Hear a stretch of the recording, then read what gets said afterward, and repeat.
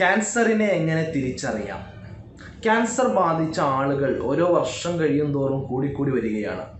ഒരു വർഷത്തിൽ ഏകദേശം 1,40,00,000 ആളുകൾക്ക് ക്യാൻസർ ബാധിക്കുകയും അതിൽ 50% ആളുകൾ അഥവാ 70 ലക്ഷത്തോളം ആളുകൾ ക്യാൻസർ ബാധിച്ച് മരിക്കുകയും ചെയ്യുന്നുണ്ട്. ഇങ്ങനെ 50% മരണസംഖ്യ ഉള്ളത് കൊണ്ടാണ് എല്ലാ ആളുകളും ഇതിനെ വളരെ ഭീതിയോടുകൂടി കാണുന്നത്. എന്തുകൊണ്ടാണ് ക്യാൻസർ ഇത്രയധികം മരണസംഖ്യ കൂടുന്നത് എന്ന് ചോദിച്ചാൽ, ഭൂരിഭാഗം ക്യാൻസർ കേസുകളിലും രോഗികളിലും 3rd സ്റ്റേജ് അല്ലെങ്കിൽ 4th സ്റ്റേജ് ആയിട്ടുള്ള ക്യാൻസറുകളാണ് കണ്ടെത്താൻ കഴിയുന്നത് എന്നുള്ളതാണ്. വളരെ വേഗത്തിൽ തന്നെ 1st സ്റ്റേജിലും 2nd സ്റ്റേജിലൊക്കെ ക്യാൻസറുകൾ കണ്ടെത്തുകയാണെങ്കിൽ അതിനെ കുറച്ചുകൂടെ കൂടുതൽ ചികിത്സിക്കാനും വളരെ പെട്ടെന്ന് ആ രോഗിയെ സേവ് ചെയ്യാനും നമുക്ക് സാധിക്കും. അതുകൊണ്ട് ക്യാൻസർ ഉള്ള ആളുകൾ ശ്രദ്ധിക്കേണ്ടത്, അല്ലെങ്കിൽ ക്യാൻസർ ബാധിച്ചിട്ടുണ്ടോ, അല്ലെങ്കിൽ ക്യാൻസറിൻ്റെ ലക്ഷണങ്ങൾ എന്തെല്ലാമാണ്, തുടക്കത്തിൽ കാണിക്കുന്ന ലക്ഷണങ്ങൾ എന്തൊക്കെയാണ് എന്നാണ് ഇന്ന് പറയാൻ ഉദ്ദേശിക്കുന്നത്. ക്യാൻസറിന് പല ഘടകങ്ങളും പല കാരണങ്ങളുമുണ്ട്. എന്നിരുന്നാലും വളരെ പ്രധാനമായിട്ട് നമ്മുടെ ജീവിതശൈലി തന്നെയാണ് ക്യാൻസർ ഇത്രയധികം കൂടുന്നതിന് വേണ്ടിയിട്ട് കാരണമായിട്ടുള്ളത്. വളരെ പ്രധാനമായിട്ടുള്ള ഒരു 10 ലക്ഷണങ്ങളാണ് ക്യാൻസർ രോഗികളിൽ ആദ്യമായി കാണാൻ സാധ്യതയുള്ള കണ്ടുവരുന്ന 10 ലക്ഷണങ്ങളാണ് പറയാൻ ഉദ്ദേശിക്കുന്നത്. ആദ്യത്തെ ലക്ഷണം വിളർച്ചയാണ്. ശരീരത്തിലെ ഹീമോഗ്ലോബിൻ്റെ അളവ് നന്നായി കുറയുക. അകാരണമായി മറ്റൊരു കാരണവുമില്ലാതെ പെട്ടെന്നുണ്ടാകുന്ന വിളർച്ച, വളരെയധികം ഹീമോഗ്ലോബിൻ കുറയുകയും ക്ഷീണിക്കുകയും ചെയ്യുന്ന ഒരവസ്ഥ.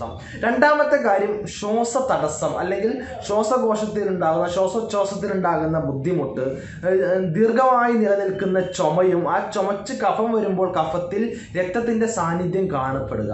ഇത് എല്ലാം ഈ ഒരു ക്യാൻസറിൻ്റെ ലക്ഷണമാവാൻ സാധ്യതയുണ്ട്. അതുകൊണ്ട് ഡോക്ടറെ കാണിക്കുകയും തുടർ നടപടികൾ സ്വീകരിക്കുകയും ആവശ്യമാണ്. അതുപോലെ മറ്റൊരു പ്രധാനമായിട്ടുള്ള കാര്യം എന്ന് പറയുന്നത് അകാരണമായിക്കൊണ്ട് വളരെ പെട്ടെന്ന് തടി കുറയുക. സാധാരണഗതിയിലുള്ള ഒരു മനുഷ്യൻ വളരെ പെട്ടെന്ന് മറ്റൊരു അസുഖങ്ങളോ കാരണമോ ഇല്ലാതെ വളരെ പെട്ടെന്ന് തടി കുറയുക, അത് കാരണം വളരെ ക്ഷീണിച്ച് ഒന്നും ചെയ്യാൻ കഴിയാത്തൊരവസ്ഥയിലേക്ക് അയാൾ മാറുകയാണെങ്കിൽ നമ്മളിത് ക്യാൻസർ ആണോ എന്ന് ഉറപ്പുവരുത്തുന്നതിന് വേണ്ടി ഡോക്ടറെ കാണണം, നിർദ്ദേശങ്ങൾ തേടേണ്ടതുണ്ട്. മറ്റൊരു പ്രധാനപ്പെട്ട കാര്യം മൂത്രമൊഴിക്കുമ്പോൾ മൂത്രത്തിൽ രക്തങ്ങൾ ഉണ്ടാവുക, രക്തത്തിൻ്റെ പാടുകൾ മൂത്രത്തിൽ കാണപ്പെടുക എന്നുള്ളത്.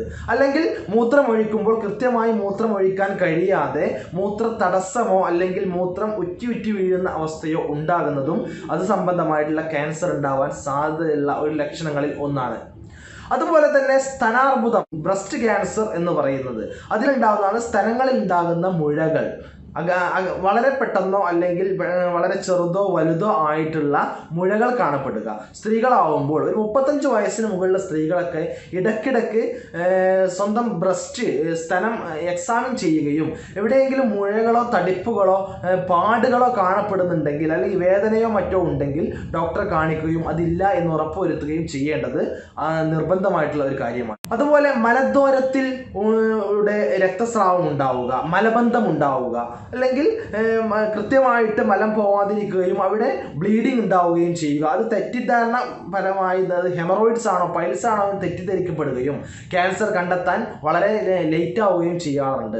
അതുപോലെ തന്നെ മറ്റൊരു പ്രധാനമായിട്ടുള്ള കാര്യമാണ് പ്രോസ്റ്റേറ്റിൽ ഉണ്ടാകുന്ന മുഴകൾ. പ്രോസ്റ്റേറ്റ് ഗ്രന്ഥി, പുരുഷന്മാരുണ്ടാകുന്ന പ്രോസ്റ്റേറ്റ് ഗ്രന്ഥിയിൽ മുഴകൾ ഉണ്ടാവുക, അത് കാരണം മലബന്ധം ഉണ്ടാവാം, അല്ലെങ്കിൽ മൂത്ര തടസ്സം ഉണ്ടാവാം.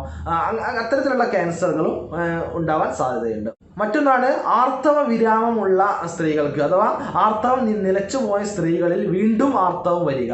അപ്പോൾ അത് വീണ്ടും ആർത്തവം തന്നെയാണ് വരുന്നത് എന്ന് തെറ്റിദ്ധരിക്കാതെ അത്തരം ഉണ്ടാകുന്ന ബ്ലീഡിങ്ങുകൾ കൺഫേം ചെയ്യുന്നതിന് വേണ്ടി ഡോക്ടറെ കാണിക്കുകയും എന്തെങ്കിലും യൂട്രസ് സംബന്ധമായിട്ടുള്ള ക്യാൻസറുകളോ മറ്റോ സെർവിക്കൽ ക്യാൻസറുകളോ ഉണ്ടോ ഇല്ലയോ എന്ന് കൺഫേം ചെയ്യുകയും അത്യാവശ്യമാണ്.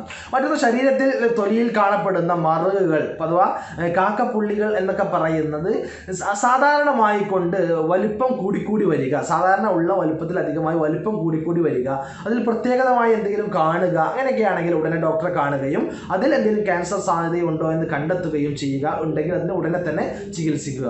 മറ്റൊരു പ്രധാനപ്പെട്ട കാരണമാണ് നമ്മുടെ വായ്ക്കകത്ത് മൗത്തിൽ അകാരണമായിട്ടുള്ള മറ്റെന്തെങ്കിലും ചെറിയ ചെറിയ പാടുകൾ ഉണ്ടാവുക, അല്ലെങ്കിൽ മാറാതെ നിൽക്കുന്ന 3 ആഴ്ചയോ 4 ആഴ്ചയോ മാറാതെ നിൽക്കുന്ന ചെറിയ ചെറിയ മുറിവുകൾ ഉണ്ടാവുക, കളർ മാറ്റം ഉണ്ടാവുക, വായ്ക്കകത്തോ തൊണ്ടയിലൊക്കെ കളർ മാറ്റം ഉണ്ടാവുക, അല്ലെങ്കിൽ തൊണ്ടവേദന ഉണ്ടാവുക, അല്ലെങ്കിൽ തൊണ്ടയിൽ നിന്ന് ശബ്ദത്തിനുള്ള ഇടറിച്ച അല്ലെങ്കിൽ ശബ്ദം വളരെ മാറി മാറി വരിക, ഇതെല്ലാം വായു സംബന്ധമായ ക്യാൻസറുകളുടെ ഒരു ലക്ഷണമായെന്ന് വരാം. അതെല്ലാം ഡോക്ടറെ കാണുകയും ഉറപ്പുവരുത്തുകയും ഇത്തരത്തിലുള്ള ഈ പറഞ്ഞ 10 ലക്ഷണങ്ങളിൽ ഏതെങ്കിലും ലക്ഷണങ്ങൾ ഉണ്ടോ, അത് ഇനി ക്യാൻസർ ആണോ അല്ലയോ എന്ന് നിർബന്ധമായും നമ്മൾ കൺഫേം ചെയ്യണം. ഡോക്ടറെ കാണണം, ഡോക്ടറെ കണ്ട് തന്നെ കൺഫേം ചെയ്യുക.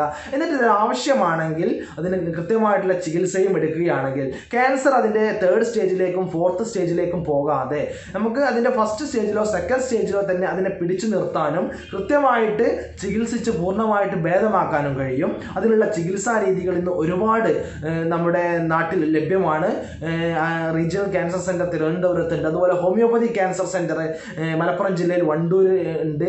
അതുപോലെ അങ്ങനെ പലതരത്തിലുള്ള ക്യാൻസർ സംബന്ധമായ ചികിത്സകൾ ഇന്ന് ലോകത്ത് ലഭ്യമാണ്. ഈ വീഡിയോ ഉപകാരപ്രദമായി എന്ന് തോന്നുകയാണെങ്കിൽ ഇത് നിങ്ങളുടെ ബന്ധുക്കൾക്കും കൂട്ടുകാർക്കും മറ്റു എല്ലാ ആളുകൾക്കും ഷെയർ ചെയ്യുക. മറ്റൊരു വീഡിയോയുമായി നമുക്ക് വീണ്ടും കണ്ടുമുട്ടാം. നന്ദി, നമസ്കാരം.